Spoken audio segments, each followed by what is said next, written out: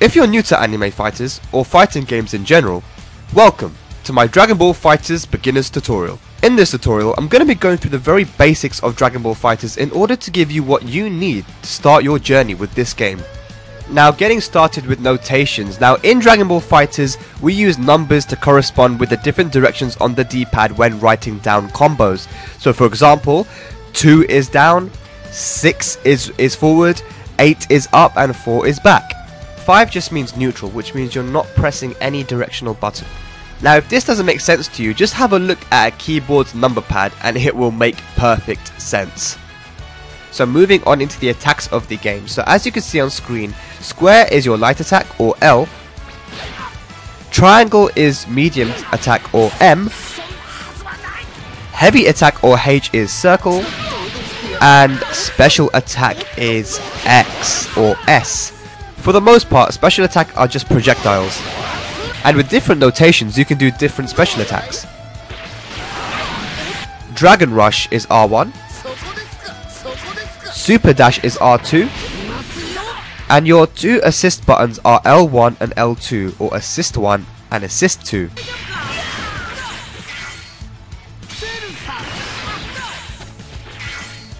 Now moving on into movement, you can make your character jump by pressing 7, 8 or 9, or up, forward or up, back. You can do a double jump by jumping again after you do a jump.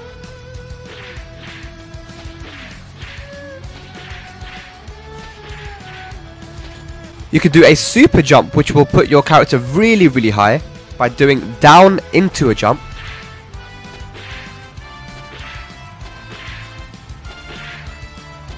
You can do a forward dash by tapping forward, a back dash by tapping back, and you can do the same thing in the air after you've jumped. Now, all of these things are extremely important when playing in this game in order to stay at your optimal ranges and stay out of your opponent's optimal ranges. One thing that you guys definitely need to learn is how to do an instant air dash. Now, an instant air dash, or an IAD, is done by pressing up, forward and forward really quickly. So up, forward and forward. And you notice how this is way quicker than doing an air forward dash. You can also do the same thing moving backwards as well.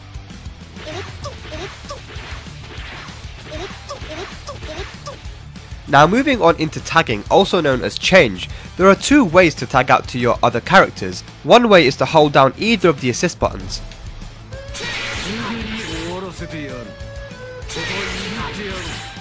The other way is a quick change, which is done by performing forward and assist.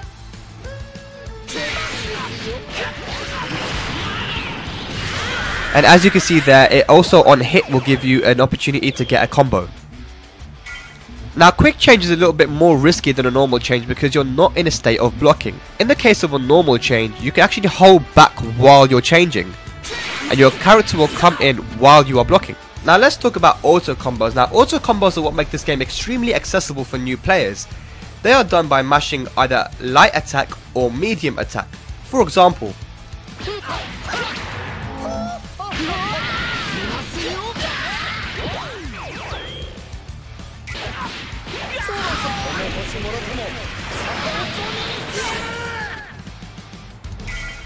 now I do want to say these are not optimal at all. This is not the most damage you can get. The reward you get from this is going to be way less than doing a proper combo.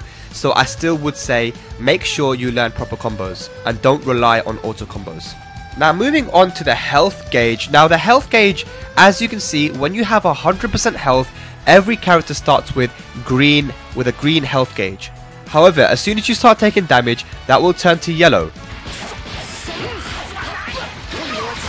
And as you see, the damage you're doing is represented by the red, and the blue that you see in Vegeta's health bar is regenerable health. Now what does that mean? That means that health can be recovered back if you tag out or if you enter into sparking blast mode. Now let's talk about the key gauge. So the key gauge goes up to 7 bars of meter, and it gives you access to a number of different attacks. Now there are multiple ways for you to increase your key gauge. One of them is by pressing the light and super buttons together. Just like that. However, it's not recommended that you use this because it has very bad recovery. You can't really cancel out of it anytime you want, so you leave yourself open to getting attacked. Now, better ways of building your ki gauge are by moving forward. So any advancing movement, as you see while I'm walking forward, my ki gauge is going up. If I jump, it's the same thing. Any advancing movement will increase my ki gauge. Another obvious way is to attack your opponent. This is probably the most effective way to build your ki, to actually attack your opponent.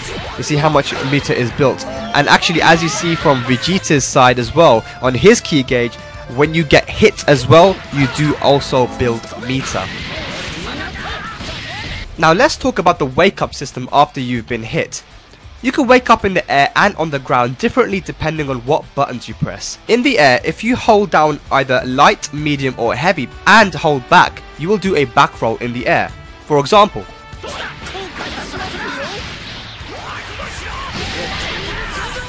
you can also hold forward to do a front roll,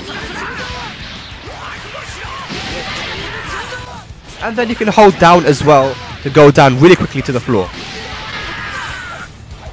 Now, as a beginner, I would always recommend holding down light, medium, or heavy and back to do a back roll so that you get out and you're blocking as soon as you wake up.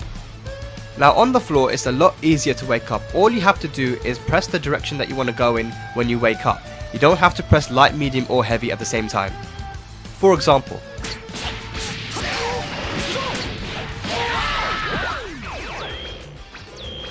now when you get hit, you can also hold down to delay your wake up. Now, the reason why you would want to do this is to make sure that your opponent does not get used to your wake up timing. If your opponent does, then it's going to be a lot easier for him to go for setups and get more damage on you. For example, so this is me if I stay down. You see how Frieza takes a lot of time to actually get up, and this is me if I don't do it at all. You see Frieza gets up straight away. So keep that in mind as well, to delay your wake up timing, because this is something that can throw off your opponent and maybe even make an opportunity for yourself to turn things around. Now, moving on to the assist section. Assists bring in your other characters who perform unique moves that can help you in defense and in offense. There are various forms of an assist. A simple call is done by pressing either assist 1 or assist 2, which is L1 or L2 on a PS4 controller.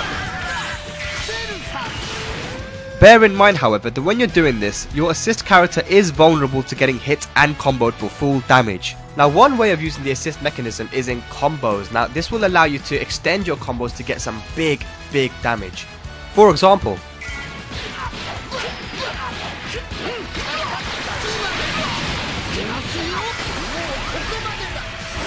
so as you can see there, Goku came in and did a Kamehameha as an assist, and it allowed Frieza to dash in and do extra damage. And this is one of the things that makes this game really fun, because every character has their own unique assist and can be used in different ways in combos. So this is what's going to be really fun, going through this discovery period where people are going to start to find some really amazing combos based on the team that they have. Now, another thing you can do to add extra damage is called a Z change. Now, this is where we use an assist to extend combos by pressing either assist button after a level 1 super. Now, using the combo that I did before, let me show you how this applies.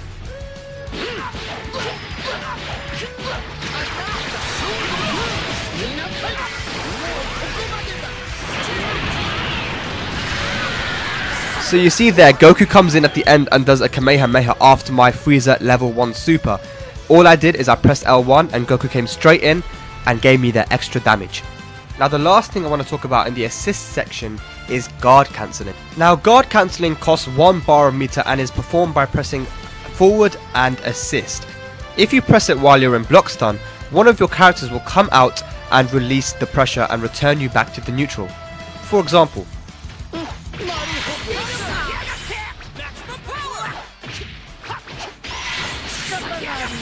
now next I want to talk about the Vanish mechanic. Now, Vanish is done by pressing medium and heavy attack together, and what it does is it teleports behind your opponent and hits them. Now, it costs 1 bar of meter and has different properties depending on when you use it. Doing it in the neutral or while blocking will knock your opponent away like this. Doing it in a combo with the right timing will cause a wall bounce, allowing you to extend your combo. For example,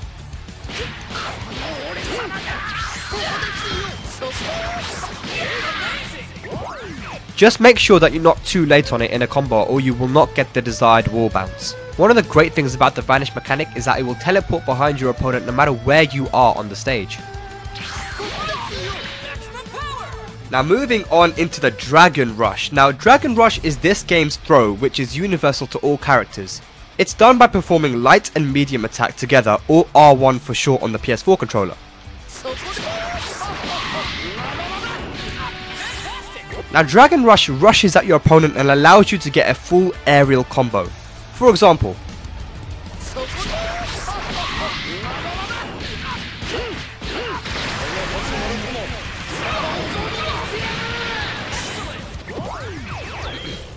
now the way to break or tech a Dragon Rush is to press either light, medium or heavy attack when you see the blue circle around the character. For example,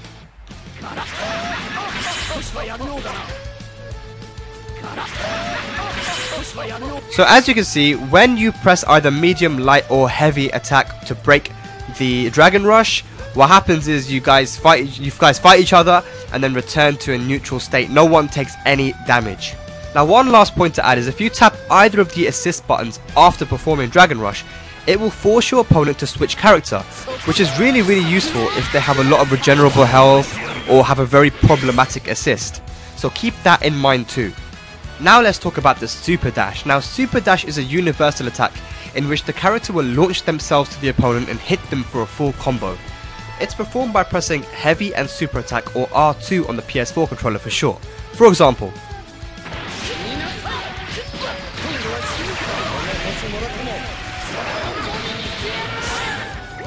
now one of the great things about this move is that it can be done from anywhere and it's got great tracking.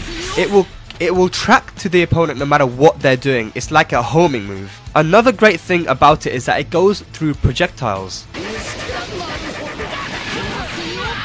However, it's important to note that it won't go through more powerful projectiles like the Kamehameha and the Big Bang attack. For example,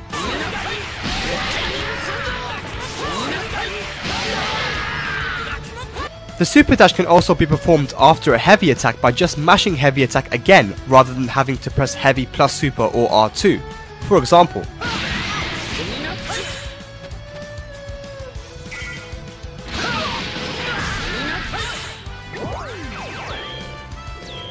the Super Dash also makes certain combos possible when there's a lot of distance between the two players. I'll show you the combo that I did before and show you where I did the Super Dash.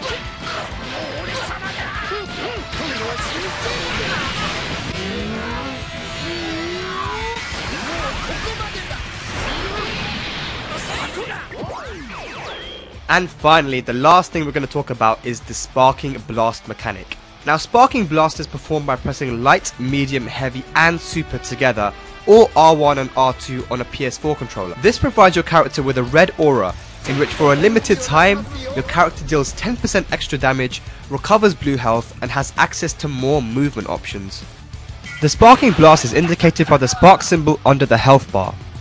It's only capable of being used once per match, and its ability to deal damage and regenerate health is made more powerful the less characters you have remaining. So it's recommended you use it at the end of a match. It also lasts longer too. So here I can demonstrate how Frieza gains back his blue health when he gets hit by Vegeta in Sparking Blast mode. And one thing to notice is how quick his blue health regenerates as well. Have a look.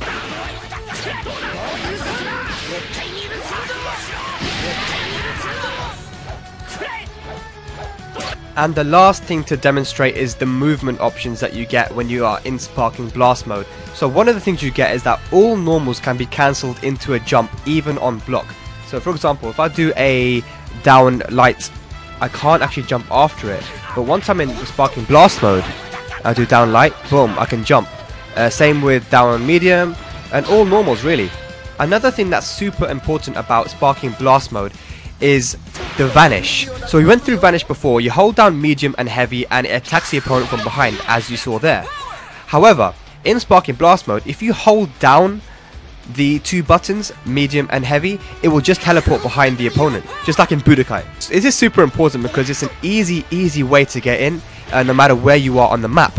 And this is super good versus characters that are going to try and keep you out, you know, zone you and stay away from you. So that is another thing that you need to watch out for when you're in Sparking Blast mode as well. So guys, we've come to the end of the tutorial. I hope this was helpful for you to get started. If it was, leave a like and a sub. It would really help out the channel. We are now less than 24 hours from the game's release. Comment below what your team is going to be. Let me know.